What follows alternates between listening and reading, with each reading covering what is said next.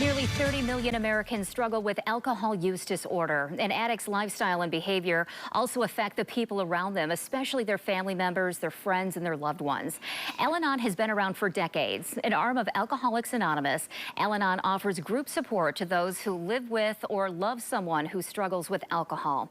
And here to talk more about this is Ray Green, founder of Sanford Behavioral Health. Ray, thank you for joining us. Thank you for having me. So most people are familiar with Alcoholics Anonymous or AA, but what about Al-Anon? What is Al-Anon? Oh, Al-Anon is an organization that was formed in 1951, so less than 20 years after AA was formed, Al-Anon was formed, and it's an organization, the arm of Alcoholics Anonymous, that adheres and aligns with the principles of AA, but focuses on the family members and the loved ones and helps them learn to care for themselves.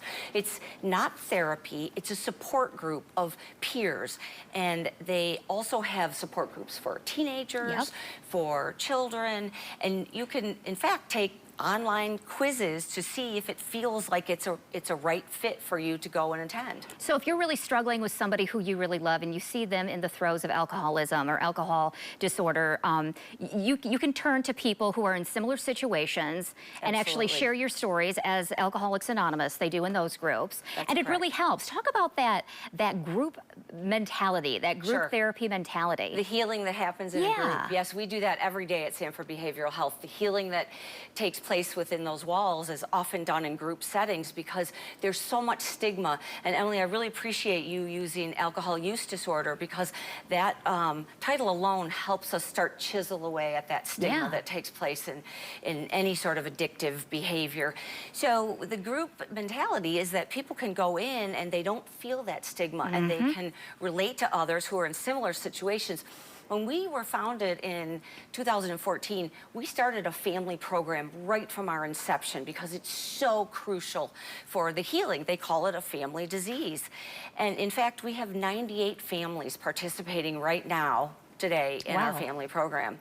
So it's a way to learn to live with the disease. And when we talk about a healthy recovery household, what we're talking about is family members and loved ones who are, I think you've probably heard the word enabling. And so they're learning that that enabling behavior or the accepting of one's conduct, that addictive conduct, is not necessarily healthy for them. And so, you know, they learn to set some boundaries. Boundaries are not to keep people out. Boundaries are so that we can protect those relationships and keep them healthy. And some of the components of a healthy household are to understand what is that brain disorder that's going on underneath the behavior. This is a disease of relationships as well. And so, you know, to not take it personally and not blame oneself when you're living with someone who's struggling with it. Don't blame or shame them. And communication is so essential because the communication has probably become maladaptive and dysfunctional over the progression of the disease.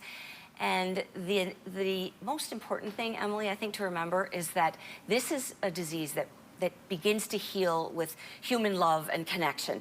So don't forget to celebrate the milestones and the accomplishments along the way.